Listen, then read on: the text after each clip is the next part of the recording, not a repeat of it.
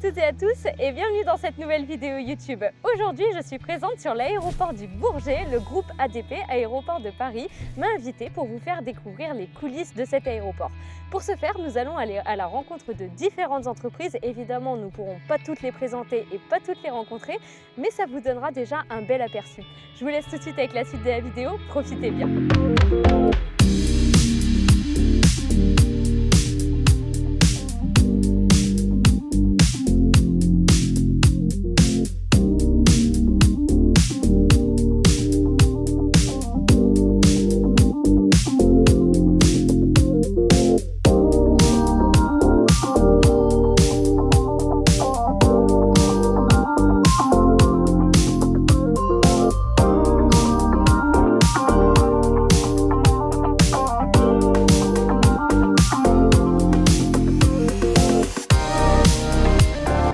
Sébastien. Bonjour Elodie. Mais écoute, un grand merci à toi de m'accueillir ici au sein de l'aéroport du Bourget. Bienvenue sur cet aéroport emblématique. Est-ce que tu pourrais te présenter ?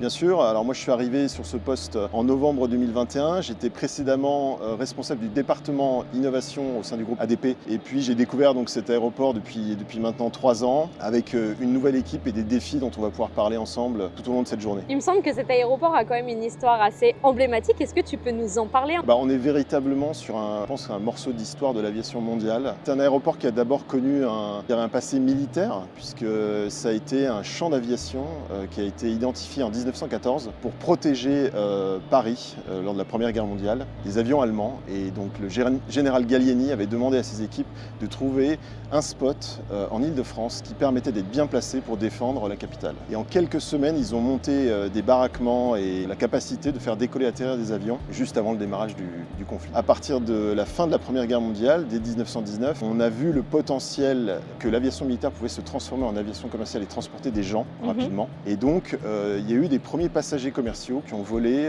pour des vols domestiques et même pour Londres. Il y avait jusqu'à 6 rotations par jour, ce qui était extraordinaire à l'époque. Donc c'était quelques centaines de passagers lors des premières années. Et puis il y a eu l'exploit réalisé par Charles Lindbergh, bien sûr, en mai 1927, où d'un seul coup 200 000 Parisiens sont venus assister à cet exploit. Progressivement, l'aviation commerciale s'est développée sur cet aéroport, qui était en fait le premier aéroport, je dirais, parisien, bien avant Orly, bien avant Charles de Gaulle. Il a joué un rôle majeur d'accompagnement à la fois militaire, puis de développement des différentes séquences qui ont conduit à la massification finalement du transport commercial avec plusieurs centaines de milliers de passagers. Est-ce que tu peux nous parler de l'activité actuelle de l'aéroport du Bourget ? Comment cela a évolué avec le temps ? Progressivement, comme je te l'expliquais, c'est un aéroport qui a accompagné l'essor de l'aviation d'affaires. L'essor de l'aviation d'affaires, c'est arrivé fin des années 60, début des années 1970, beaucoup poussé par le marché américain, puisque les grandes entreprises américaines, à commencer par des entreprises comme IBM, ont vu la force et je dirais l'intérêt en termes de compétitivité que de pouvoir transporter des équipes très facilement d'un point A à un point B en ayant une souplesse de fonctionnement que tu ne peux pas retrouver dans l'aviation commerciale. Finalement,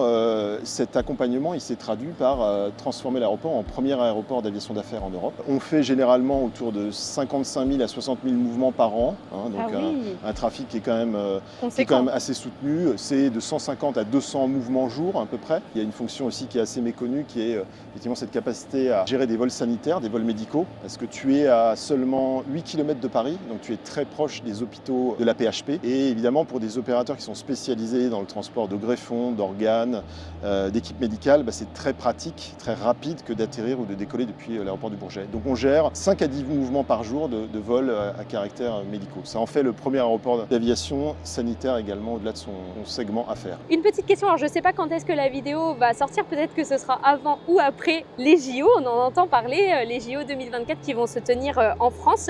Est-ce que vous allez être impacté par ces Jeux Olympiques et si oui, à quel niveau ? Alors bien sûr, on va être impacté. Alors tu sais qu'à Charles de Gaulle et Orly, nos équipes se préparent activement à accueillir évidemment les athlètes, les bagages des athlètes, les particularités liées à la logistique nécessaire aux athlètes. Évidemment, les passagers qui viendront, ce sera l'essentiel, sera concentré d'ailleurs sur Paris-Charles de Gaulle. Mais nous, on a une particularité ici, c'est qu'on accueille le centre des médias au sud de la plateforme, au parc des expositions. Et c'est donc le centre névralgique qui va retransmettre retransmettre toutes les images des Jeux Olympiques pendant la séquence JO et JO paralympiques. Et donc, il faut qu'on s'assure que l'exploitation de cette zone à l'intérieur de l'aéroport, au sud de la plateforme, soit opérationnelle et que les conditions soient réunies pour que les journalistes, les techniciens puissent travailler en toute quiétude, si j'ose dire, alors qu'ils sont aux abords d'une plateforme. Et d'ailleurs, il y a un nouveau village qui a été créé pour l'occasion, pour héberger ces techniciens et ces journalistes, qui s'appelle le village des médias à Duny, et qui transforme finalement notre territoire autour de l'aéroport, qui témoigne que voilà, on peut vivre, on va pouvoir vivre, puisque ce sont des bâtiments qui, après la présence des techniciens, serviront à des logements et augmenteront la population de la ville de Duny. Peux-tu nous parler des projets d'expansion, d'amélioration de l'aéroport, peut-être à court, moyen et long terme? Oui, alors tout à fait. Alors là, à court terme, on a mis en branle un plan d'action qui a consisté à embellir tout ce qu'on pouvait améliorer avec des petites actions court terme et très visuelles, hein. On a un aéroport qui a l'âge de ses artères, donc il faut constamment faire de la maintenance préventive, il faut constamment refaire de la peinture, des choses assez simples, et puis des choses beaucoup plus lourdes où on est amené à reprendre le balisage sur les pistes, à faire des réfections sur les taxiways, des choses finalement qui sont plus conséquentes. Et on a des budgets qui ont été alloués de plusieurs millions d'euros pour faire face à nos besoins de rénovation. Des bâtiments aussi qui sont assez vétustes, qu'il faut reprendre. Donc ça, c'est, je dirais, notre travail quotidien. Et puis à côté de ça, on a des grands projets, des projets majeurs. Alors un des projets emblématiques, c'est évidemment l'arrivée de la future gare de la ligne 17 ici à Paris-le-Bourget, qui va totalement changer finalement le paysage et l'accessibilité à l'aéroport, puisque notamment pour les 3500 salariés qui travaillent sur la plateforme, ça va créer des conditions d'accès bien évidemment facilitées, de bien meilleure qualité. Et puis ça va créer une forme de centralité sur l'aéroport avec des projets immobiliers autour de cette gare où on va, j'espère, pouvoir développer de l'hôtellerie, accueillir des entreprises, des étudiants, pourquoi pas des services médicaux, etc. Et donc c'est vraiment assez enthousiasmant que d'avoir ce type d'infrastructure qui va desservir l'aéroport dans les années à venir. C'est prévu pour fin 2026. Il y a un sujet qui est devenu maintenant incontournable, c'est le sujet de la décarbonation de l'aviation, des nouvelles énergies. Comment vous allez vous adapter? Est-ce que vous avez déjà commencé à vous adapter pour accueillir ces nouvelles technologies du type avion électrique, l'hydrogène, le SAF? Alors on travaille effectivement sur deux aspects. Déjà, qu'est-ce qu'on peut faire sur l'existant et comment on peut se projeter sur l'avenir. Je pense que mes équipes, les équipes ADP qui travaillent sur le Bourget, en gros 70%, 80% de leur temps, ils traitent de sujets autour de la décarbonation. Donc c'est devenu vraiment un enjeu quotidien à court, moyen et long terme. Et donc à court terme, qu'est-ce qu'on fait? On essaie de développer les leviers dont on dispose pour décarboner l'infrastructure. Un exemple, on s'est engagé activement avec les différents opérateurs de la plateforme à électrifier toutes les opérations d'assistance en escale autour des avions. On a réalisé d'ailleurs des expérimentations qu'on a appelées la touchée verte. En fait, on est capable de démontrer que tous les appareils autour des avions, y compris les camions ravitailleurs, les tapis bagages, les escaliers et les APU, les systèmes de traitement d'air, peuvent être maintenant à 100% électrifiés. Donc il y a un côté zéro émission qui est maintenant accessible. C'est pas seulement de l'innovation, maintenant ce sont des équipements qui sont standardisés. Et donc c'est plus une chimère, c'est quelque chose de quotidien. Et on est passé en l'espace de 18 mois de 10% d'équipements électrifiés à près de 50% d'équipements électrifiés sur la plateforme. Et on vise à fin 2025 à passer à 100% d'équipements électriques. Ce qui ne pourra pas être électrifié sera traité par du biodiesel pour certains équipements. Mais voilà, il y a vraiment une dynamique, je dirais, collective qui a été engagée sur la plateforme. Un autre aspect, un autre exemple de ces enjeux de décarbonation à court terme, c'est, tu entends parler beaucoup du SAF, des carburants aéronautiques durables. Ici, on a la particularité d'avoir été le premier aéroport en France à disposer d'une offre physique avec une cuve dédiée. Et on essaye, nous, de pousser évidemment l'usage maximum de ce carburant aéronautique durable. Et nos enjeux, c'est quoi? C'est faire connaître cette offre. Il y a encore des compagnies aériennes, des pilotes, des passagers qui n'en ont pas connaissance. Donc on veut utiliser aussi l'aéroport comme grande vitrine et promouvoir cette offre, y compris visuellement avec un certain nombre de signalétiques, tout simplement pour permettre aux gens de connaître ce service. Et donc on est en train de réfléchir aussi à des logiques qui permettent de incentiver les compagnies aériennes qui joueraient le jeu et qui emporteraient un maximum de SAF dans leur réservoir. Une dernière question que j'aimerais te poser, est-ce que tu peux nous parler un petit peu du programme de la journée là qui m'attend? Il me semble que tu as beaucoup participé à son élaboration. Oui, alors l'idée c'était de te faire découvrir vraiment l'ensemble des coulisses et des acteurs présents sur la plateforme. Donc on va t'emmener au niveau de la tour de contrôle, rencontrer Christophe Lefrançois qui est le chef de l'organisme et responsable de tout ce qui est contrôle aérien sur la plateforme du Bourget. Il va t'expliquer comment ça marche. Et puis on est très fiers également de notre nouvelle caserne de pompiers du SSLIA qu'on a inaugurée il y a 2 ans. Donc les équipes seront ravies de te présenter nos projets, y compris des enjeux en matière de décarbonation et d'environnement dans ce domaine-là. Ensuite tu rencontreras la directrice générale de la compagnie Oyonnair, donc qui est une compagnie spécialisée dans le domaine sanitaire et qui base des avions ici. Et là aussi, je pense que ce sera très concret sur leur activité et un peu comment ça fonctionne. On fera une petite pause déjeuner très bref et on enchaîne voilà, avec nos équipes. T'emmènerons sur piste, c'est quand même notre core business si j'ose dire. Faire une inspection piste puisque c'est un enjeu réglementaire affecté à chaque gestionnaire aéroportuaire de vérifier évidemment l'état des pistes. Et donc tu seras sur un véhicule en lien avec la tour de contrôle et tu vas pouvoir parcourir donc, voilà, nos infrastructures côté aéronautique. Et puis on terminera avec la partie énergétique. Total Energy nous présentera un peu comment ils gèrent ce volet biocarburant dont on a parlé et puis la manière dont ils ont aussi décarboné leur flotte de camions avitailleurs. Eh bien, fantastique, un grand merci pour ce beau programme. Là, j'ai super hâte de découvrir ça. En ce qui vous concerne, évidemment, je vous laisse avec la suite de la vidéo. Ça va être dur de faire tenir ça en 45 minutes. Il y a plein de bonnes choses à voir. Allez.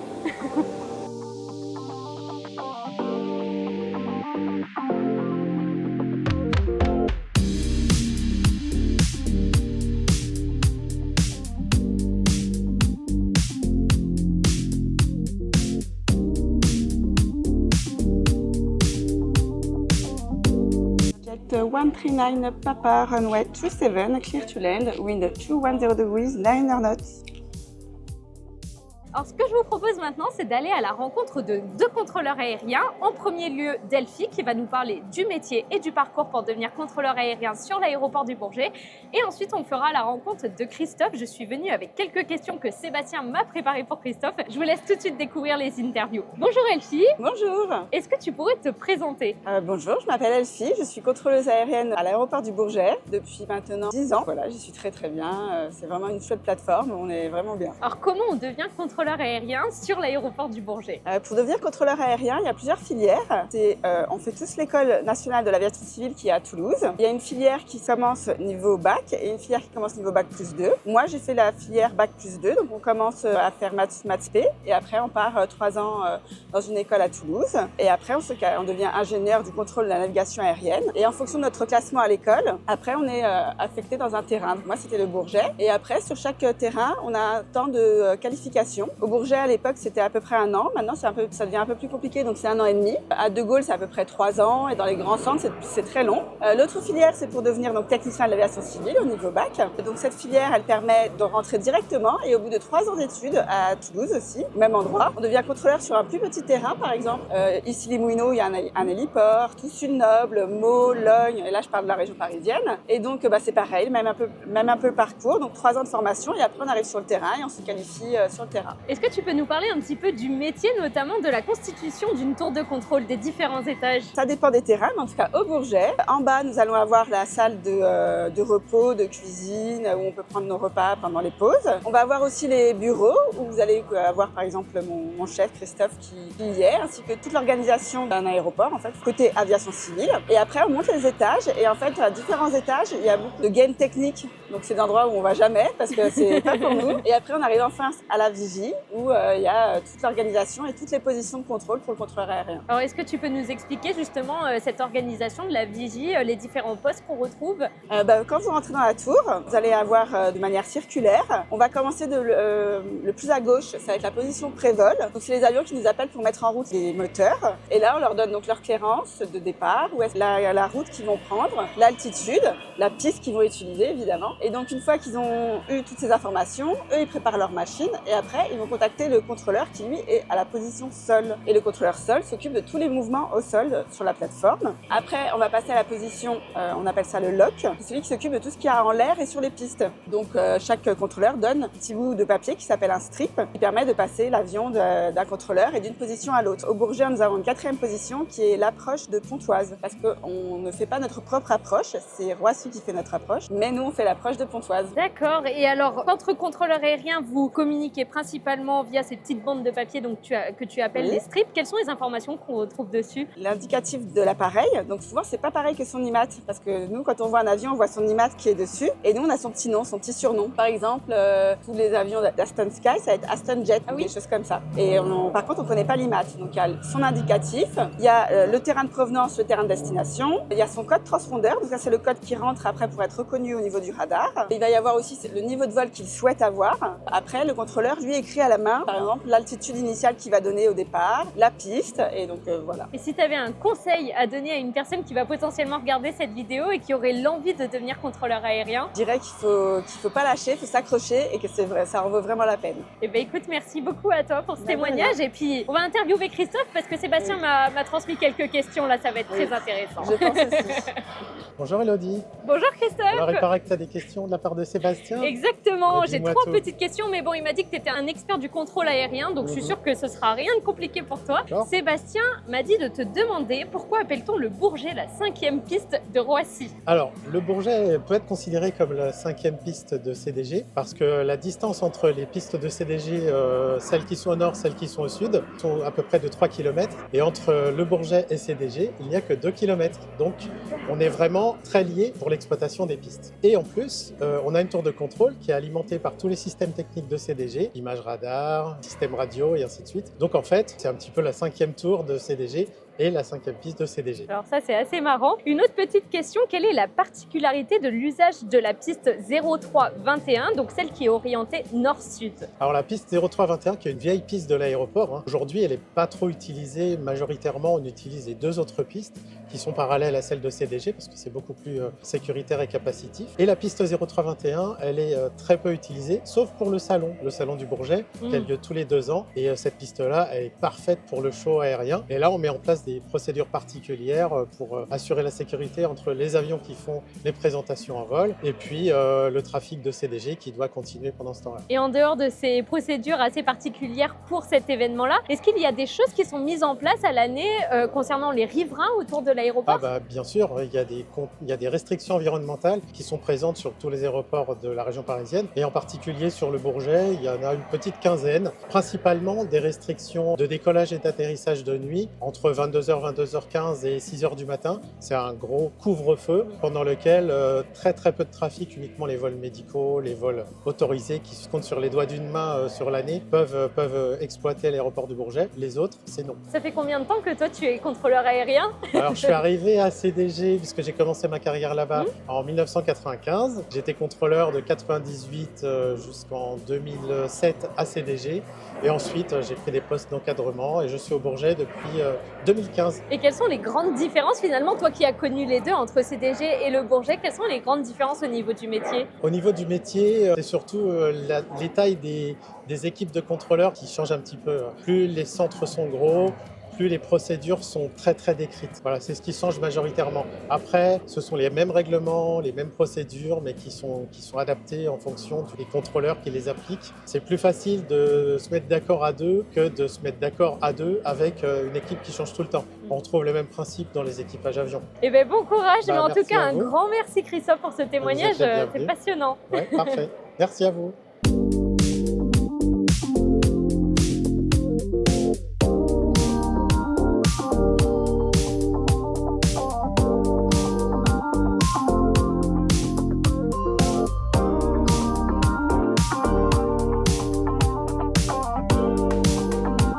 Bonjour Eric, Bonjour. est-ce que tu pourrais nous présenter le SSLIA déjà? Qu'est-ce que le SSLIA? Alors cet acronyme veut dire Service de sécurité de lutte contre l'incendie des aéronefs sur les aéroports. Et vos missions au quotidien alors? Alors une mission au quotidien, on a une mission principale, c'est évidemment la sécurité des aéronefs, puisqu'on est parti du principe que statistiquement les accidents d'avion ont lieu plutôt au décollage et atterrissage. On s'est dit qu'effectivement il fallait placer des pompiers sur les aéroports plutôt que d'avoir des pompiers en urbain autour de l'aéroport. Donc le but étant d'intervenir au niveau international en moins de 3 minutes, en tout point de la plateforme. Donc on est dans la plateforme en moins de 3 minutes avec les moyens qu'on a, on va en parler tout à l'heure. Et ensuite, maintenant avec les règles de l'EASA, la règle européenne, on tend à s'améliorer et essayer de réduire les délais pour arriver à 2 minutes. Donc on nous demande un objectif opérationnel à 2 minutes, sachant que les 3 minutes sont réglementaires. Et quels sont concrètement les types d'urgences et les incidents que vous êtes capable de traiter? Le premier, c'est l'accident effectif, l'accident réel. Donc à partir de là, un avion se pose, pour X raisons, se pose mal sur la piste ou pose très fort sur la piste. On parlera d'un cas qui nous est arrivé il y a à peu près 2 ans maintenant, et il y a quelques mois aussi, où l'avion a tapé très fort et donc c'était un accident effectif. Là, nos moyens partent directement au son de l'alarme incendie et donc à partir de là, on a moins de 3 minutes pour intervenir. Donc, arrivé sur les lieux, on a 3 véhicules, 3 points d'attaque. Le premier véhicule, alors on a d'abord un chef de manœuvre qui part sur un petit véhicule, on en parlera tout à l'heure, qui fait le point, l'analyse de la situation. Ensuite, cette personne-là donc va guider les camions pour des placements avec un code horaire autour de l'appareil, va donner les missions à chacun. Alors le VIM d'attaque, le premier camion, lui va éteindre l'incendie. Ensuite, on a un VIM de protection qui va assurer un couloir de protection sur toute la cellule pour favoriser en fait la survie des passagers parce qu'on refroidira la cellule. Et ensuite, un VIM d'appui qui va venir compléter le système. Donc on a 3 points d'attaque, 3 véhicules et en fait on a 4 véhicules, un petit VL, le décisionnaire et ensuite les 3 véhicules qui interviennent. Est-ce que tu peux nous parler du reste des moyens que vous avez pour intervenir et aussi peut-être de vos équipements? Pour intervenir au-delà de ça, on a sur l'aéronautique, on s'en tient à ces 4 véhicules-là. Après, on peut demander évidemment des véhicules de renfort, une ambulance, etc., ce genre de choses. Et dans le plan préfectoral, on doit également, dès l'instant où il y a un accident effectif, appeler nos collègues de la BSPP, puisque nous sommes sur le 9-3. On appelle nos collègues de la BSPP pour venir. Dès l'instant où on a, je sais pas, un plan Novi avec de nombreuses victimes, eux vont arriver avec des moyens dédiés que nous, on n'a pas ici parce qu'en fait, on n'aurait pas l'utilité toute l'année. Donc chaque jour, on a 7 personnes de permanence avec des équipes un peu plus conséquentes, mais au minimum 7 personnes de permanence, un chef de manœuvre qui est dans le véhicule décisionnaire et 2 véhicules, sur chaque véhicule, 2 pompiers, un conducteur et un opérateur, ce qui fait 7 agents jour. Et comment faire pour intégrer le SSLIA? Quelle formation est requise? Une expérience En fait, pour être pompier aéroport, il va falloir avoir un minimum 5 ans de pompier volontaire, sans discontinuité, ou 3 ans de pompier professionnel. Donc on prend des gens de la BSPP, de l'armée de l'air, des pompiers civils également, des professionnels pompiers civils qui veulent connaître notre carrière. Et donc là, c'est déjà, au moins ces prérequis-là. Il faut au minimum le permis poids lourd, puisque en fait les gens viennent chez nous déjà avec le permis poids lourd, avec une habitude pour conduire des camions qui ne sont pas aussi puissants et si gros, mais dans tous les cas avec le permis poids lourd. Et ensuite, il faut tous les prérequis de secourisme, donc on appelle ça le PSE1, PSE2, enfin c'est des acquis de secourisme. À partir de là, ces gens-là postulent à un concours, environ 200 candidats chaque appel, entre appels de candidature, 200 candidats et au final on en prend une quinzaine. Ça c'est ce qu'on fait pour l'extérieur. Et on a également fait une chose, c'est qu'on a pris des gens qui sont pompiers volontaires sur l'aéroport de Paris, sur les 3 plateformes, qui peuvent venir passer une passerelle entre les SIAP, ceux qu'on voit dans les aéroports, ceux qui secourent les victimes d'aéroports, et une passerelle vers les pompiers. Donc là, on a vraiment aussi des candidats en interne. Alors, le camion qu'on a derrière nous, donc c'est un camion qui va permettre notamment de lutter contre les feux. Non, est-ce que tu peux nous le présenter et présenter un petit peu Alors déjà, pour commencer, c'est des véhicules qui ont une douzaine d'années maintenant, qui ne sont pas forcément de dernière génération. C'est fabrication française, c'est des CIDES, ça se construit à Saint-Nazaire. Alors, c'était l'équipementier historique. On a un canon à eau, donc qui projette 4000 litres minute jusqu'à 90 mètres, 4000 litres minute de l'eau ou de la mousse. En général, c'est de la mousse sur les feux d'avion, mais on pourrait avoir hypothétiquement de l'eau pour autre chose. Ensuite, ici, on a une lance qui vient à ras du sol, parce que ici, au Bourget, on a des avions en voilure basse, et donc comme les trains sont très très bas, en fait, la lance va au ras du sol pour permettre l'extinction des voilures basses. Et sur les côtés, on a des lances également qui peuvent se dérouler. Un opérateur peut dérouler des lances pour compléter l'extinction. Voilà les 3 moyens d'action qu'on a sur ces véhicules-là. Les véhicules ont chacun 9000 litres d'eau, un peu moins de 1000 litres de liquide émulseur, c'est du liquide à faire la vaisselle, avec un pourcentage, une concentration, on arrive à avoir une mousse plus ou moins épaisse. Ensuite, on a également 250 kg de poudre pour compléter l'extinction. On peut vider un camion en 2 minutes. Alors vous aussi, vous faites attention à votre empreinte carbone, il me semble. Oui. Vous avez mis en place certaines choses. Est-ce que tu peux nous en parler? Alors première chose, c'est qu'on parlait d'émulseur. On a aujourd'hui un émulseur qui est complètement qui est biodégradable à 99%, c'est-à-dire que quand on pose notre mousse à un endroit, elle va se décanter et elle va disparaître et elle n'a aucune empreinte sur l'environnement parce qu'elle est biodégradable à pratiquement 100%. Ensuite, on a acheté des véhicules qui sont beaucoup plus performants, alors plus puissants, etc. mais surtout qui sont hybrides, donc qui permettront de rouler toute la journée en tout électrique. Et quand on aura besoin de puissance, on appuiera sur la pédale d'accélérateur et non, on aura l'addition du moteur thermique et du moteur électrique. On passera de 540 chevaux à 1040 chevaux. On va gagner 500 chevaux. Pourrais-tu nous partager un exemple de situation d'urgence auquel le SSLIA a été confronté? Tu nous en as peut-être parlé un petit peu au début de l'interview. Oui, parce que les avions ne tombent pas tous les jours, il n'y a pas forcément tout le temps des accidents, même sur les grandes plateformes. Ça arrive très rarement. Mais il y a 2 ans, un avion a posé très très fort sur la piste, la 0927. Il a endommagé en fait ses trains. Les trains sont rentrés dans les réservoirs. L'avion a pris feu, a glissé sur 900 mètres et donc on a vu une boule de feu passer. Donc on est parti à vue avant que la tour de contrôle nous déclenche. Oui, parce que sinon c'est la tour de contrôle. Tout à fait. Et donc là on est parti à vue. On a mis 1 minute 12 pour intervenir. 1:12. Alors c'est pas très loin, 900 mètres, mais d'un autre côté, il faut monter les camions, arriver, voilà. Et on a mis 12 secondes pour éteindre. Bon voilà. Wow. Donc ça, c'était le bon côté des choses. Nous,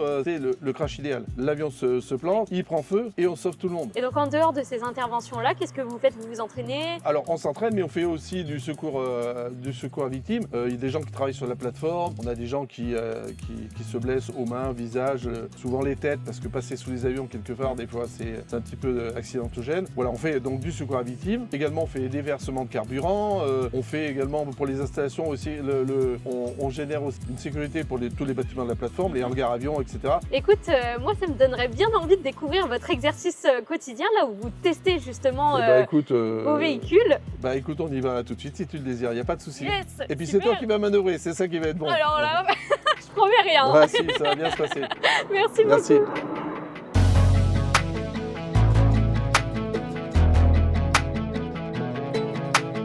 Et tous les matins, du coup, le véhicule se retrouve face au mur d'eau sur lequel on arrive et ils font ce qu'on appelle du coup les essais quotidiens. Donc là, ils pourront essayer la lance canon qu'il y a sur le toit et la lance pare-choc. Là, on est en face, on voit la lance canon au-dessus.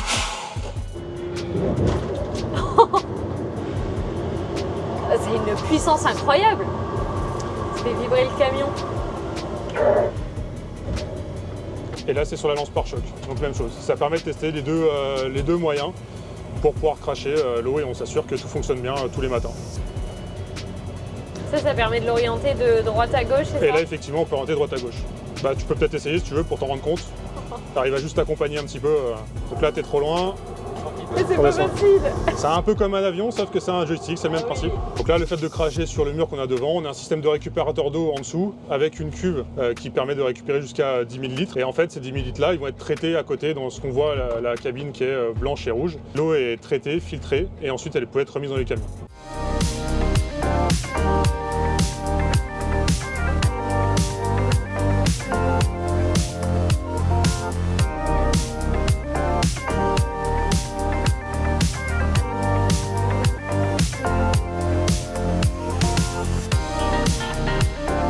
C'est censé être l'endroit précis où Charles Lindbergh a débarqué après son fameux vol le 21 mai 1927. Donc la traversée New York-Le Bourget, une première. Et l'histoire dit que Charles Lindbergh, quand il est arrivé, ses premiers mots ont été de dire « We did it ». Et il avait passé, je crois, plus de 33 heures dans son avion. Ce que je vous propose maintenant, c'est de parler transport d'organes et rapatriement sanitaire. Et pour ce faire, je vais aller à la rencontre de Elisabeth, qui est pilote et directrice chez Oyonnax. Bonjour Elisabeth. Bonjour. Est-ce que tu pourrais te présenter, s'il te plaît, et nous parler aussi de ton parcours? Bien sûr, donc je m'appelle Elisabeth Christensen. Je suis à la base pilote sur deux types de machines, sur Mustang et sur Piaggio. Je suis instructeur et examinateur sur la partie Mustang. J'ai aussi une partie responsable pédagogique de notre école. Et donc j'ai commencé il y a 20 ans. J'ai commencé à l'aéroclub. J'ai grandi petit à petit dans ce milieu aéronautique. J'ai commencé par le vol organe. J'ai continué ensuite avec du vol VIP. Je suis allée faire ensuite de la ligne régulière sur Dash 8 Q400 en Suisse, basée à Genève. Et ensuite, je suis revenue à Lyon-Bron à mes premières amours qui sont en fait le vol médical. Voilà, je suis revenue chez Oyonnax. Est-ce que tu peux nous présenter donc Oyonnax et ses missions? Oui, alors Oyonnax, c'est 10 avions. On a 7 Piaggio, on a 3 Cessna Citation Mustang. À la base, le Mustang est utilisé pour les vols pour le don d'organes, parce qu'on a remporté l'appel d'offres national. On fait toute la France sauf la région parisienne. On fait appel à une autre compagnie. Donc ça, c'est pour la partie Mustang. Et pour la partie Piaggio, c'est essentiellement du rapatriement sanitaire. On fait un petit peu de don d'organes aussi si on a des Mustangs qui ne sont pas disponibles. Et on a fait quelques vols pour des radiothérapies aussi. Voilà. Oyonnax, c'est 35 pilotes, c'est une grosse équipe. On a un atelier de maintenance, DV Technique, avec ils sont un peu moins de 10 au sein de DV Technique, et ensuite la partie DV Training pour la partie ATO pour l'école. Qui est-ce qui vous donne l'alerte, qui vous déclenche en vol? Pour les dons d'organes, on a une plateforme de régulation qui se trouve au Luxembourg.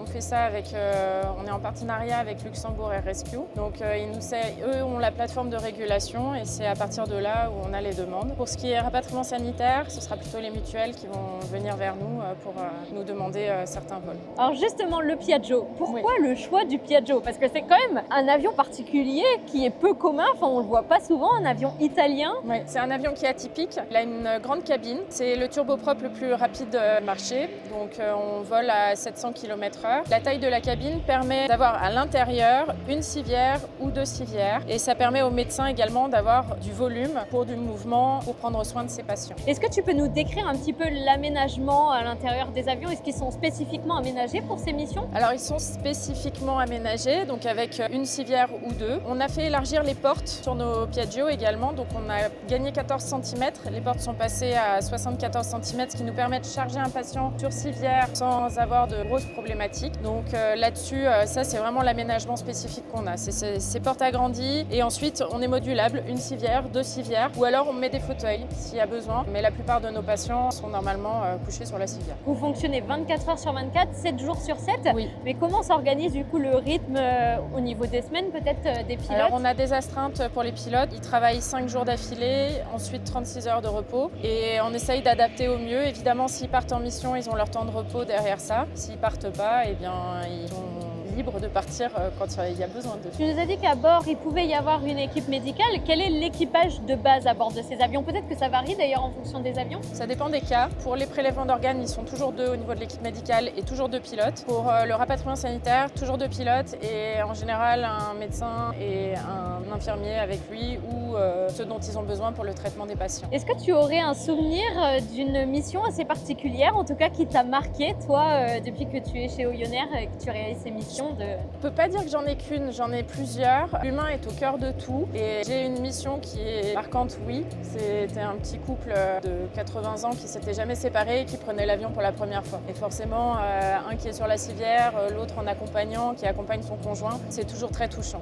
Et on se dit qu'on leur fait découvrir l'avion pour la première fois et qu'on voit qu'ils ont les étoiles dans les yeux et ils sont contents de rentrer à la maison. Il y a ça aussi dans le rapatriement sanitaire, c'est qu'on les ramène chez eux pour avoir des soins et qu'on apporte quelque chose de positif.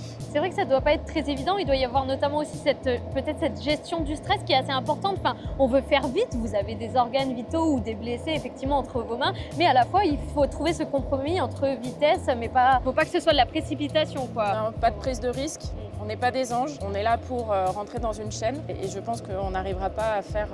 on ne peut pas faire mieux que mieux. Si on ne peut pas, on ne peut pas. Si la météo ne nous permet pas d'arriver à destination, on va sur un autre terrain. Où on anticipe, où on décale. Et voilà, l'idée c'est vraiment de rester dans le cadre réglementaire et de ne pas faire n'importe quoi. Mais merci beaucoup Elisabeth pour ce témoignage et bravo en tout cas pour tout ça.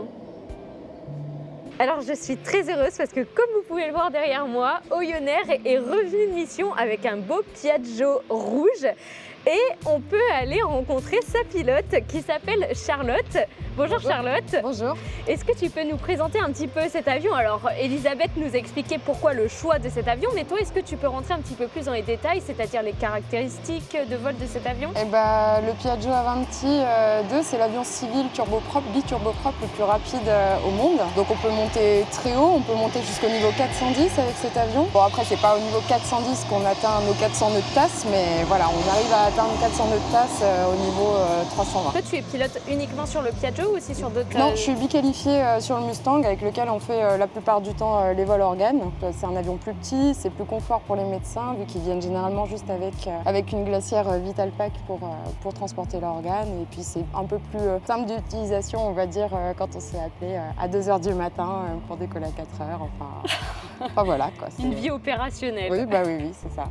Et alors qu'est-ce que tu ressens toi en tant que pilote justement de voler sur ce Piaggio? C'est sympa comme avion à piloter? C'est un pur bonheur. C'est un petit avion de chasse, on va dire, entre guillemets. C'est un avion qui se manie très bien, on peut tout faire avec. Très sympa à piloter et au niveau des performances, il est rapide. C'est les plus gros avantages que je dirais sur cet avion. C'est un avion assez spécifique aussi. Quand on le pose, la plupart des avions, généralement, on a tendance à les arrondir, à tirer sur le manche. Et lui, vu que les hélices sont situées à l'arrière, on est obligé de le piquer. Ah ouais. C'est-à-dire que quand on va réduire, les hélices vont tellement freiner que le nez va se lever, on va être obligé de le pousser pour l'arrondir au final. D'accord, c'est un peu contre-intuitif ça, oui, effectivement. Totalement. Pour un pilote, c'est contre-intuitif.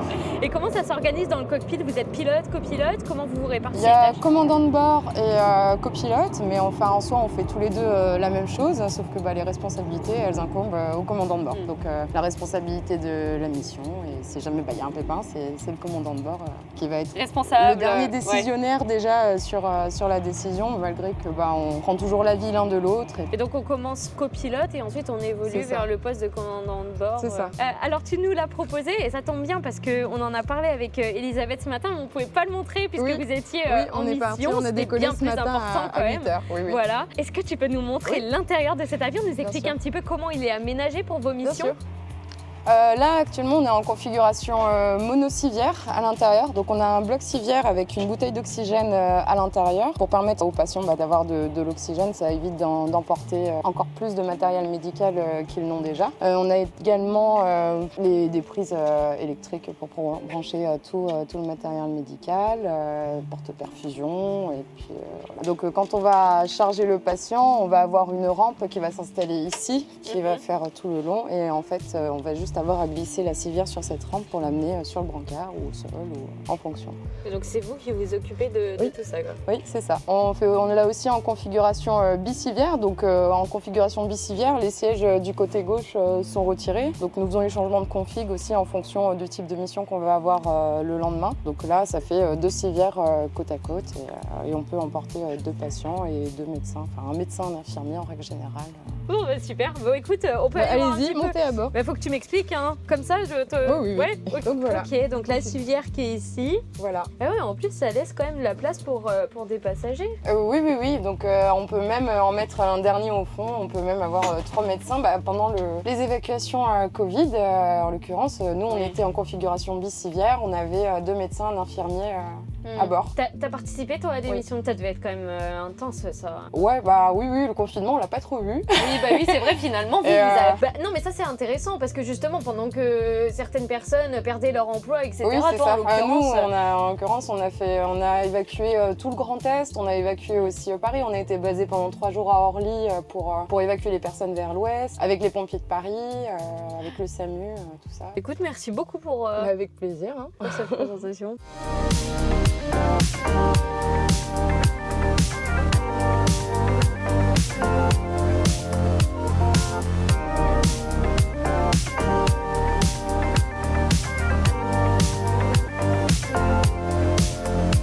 Je vous emmène avec moi maintenant, nous allons procéder à une inspection piste. Je vous laisse regarder la suite. Tu commences par le début de la piste? Alors en fait, je fais une inspection double.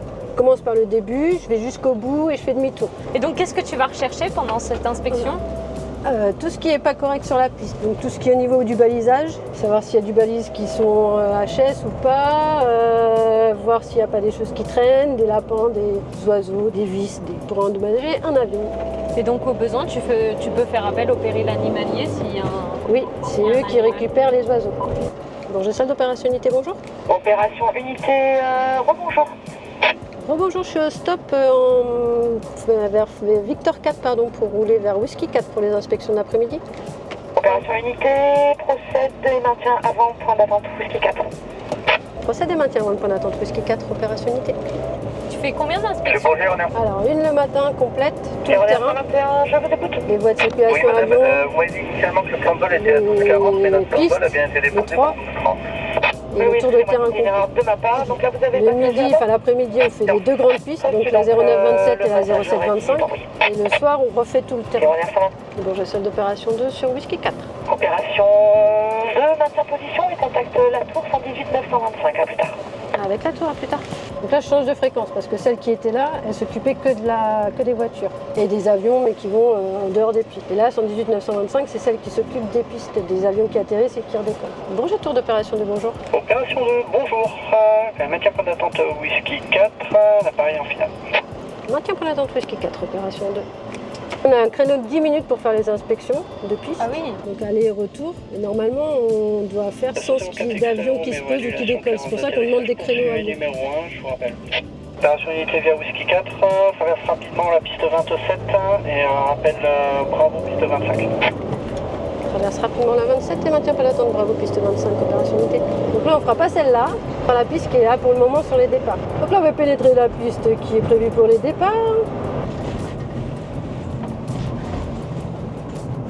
C'est impressionnant. Ça fait bizarre d'être sur une piste de décollage en voiture. Pour faire ces inspections, souvent tu es toute seule ou tu es accompagnée? Non, toute seule. Toute seule? Oui. qu'on se disait tout à l'heure, donc dès qu'il y a un animal, que ce soit un lièvre, un oiseau, là toi tu fais appel au péril animalier dès que tu repères Alors ça. moi je ramasse les lapins. D'accord. Là, il y a une balise HS. Ah oui. Et comment tu fais pour les localiser ces balises? Ils ont des numéros. D'accord. Tu vois les petites étiquettes bleues là? Ah oui. Je vois. C'est numéroté. Opération unité maintien hors servitude commune, arrivée en 27. Maintien en servitude commune, opération unité. Les servitudes communes, c'est parce que les pistes elles se touchent là. Et donc là, pour ces balises HS qu'on vient de voir, tu vas le reporter à qui? Alors sur les comptes rendus d'inspection et les ateliers électriques pour qu'ils puissent intervenir dessus. Et c'est eux qui font les remplacements. Donc après chaque inspection, toi tu fais un rapport qui est écrit ou informatisé? Non, informatisé. Informatisé. Où on reporte tout ce qu'on a vu, l'heure à laquelle on a fait les inspections, début, fin, et on est 8. 4 garçons, 4 filles. Parité. Oh bah c'est bien ça. Ouais. Ça demande quoi comme formation spécifique? En fait, on a des formations et des recyclages tous les ans. Negative for the frequency. Faire les inspections de piste. 355. Mais la formation en elle-même, elle dure combien de temps? En fait, moi, j'ai postulé sur un poste. Après, j'ai été reçue. On a fait un mois de formation à peu près D'accord. pour faire les inspections et puis pour apprendre le terrain parce qu'on ne connaissait pas du tout le terrain. Et après, on a intégré le poste en double. Donc, poursuit dans les servitudes rapidement et dégage sur le Alpha et air d'attente Alpha Bravo. Là, il aligne un avion derrière nous. Là, tu as la piste là qui se termine et celle-là qui commence. Temps d'opérationnalité, la piste est dégagée. Reçu opération unité, maintien Alpha Bravo et je te rappelle. Maintien Alpha Bravo. Donc finalement, ça demande vraiment une connaissance parfaite du terrain, mais aussi tout ce qui est communication radio. Ouais, après, c'est à force. Hein. En fait, quand le contrôleur te parle, tu répètes la même chose pour qu'il soit sûr que tu as bien compris et que toi, tu as bien compris. Si jamais il y a un écart, il te reprend. Et comme ça, c'est plus au clair. Mais il faut collationner tout le temps.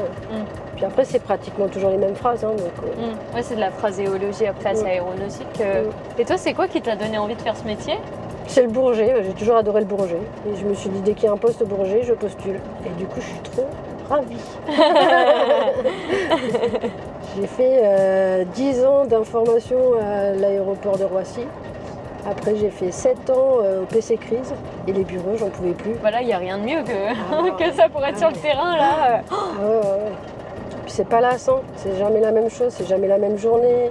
Oui, parce qu'en fonction de ce que tu vas trouver, enfin déjà tu sais pas ce que tu vas trouver. Non, puis même on sait pas ce qu'on va faire aux inspections, on sait pas s'il va se passer un truc ou pas.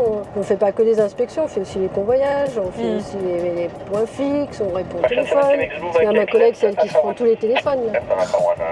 Pour les réservations parking. Et donc alors ce mois de formation, il se découpe comment? Qu'est-ce qu'on t'apprend à faire concrètement? Alors, on fait pas mal de types avions. On essaye de reconnaître les avions. On fait un peu de géographie.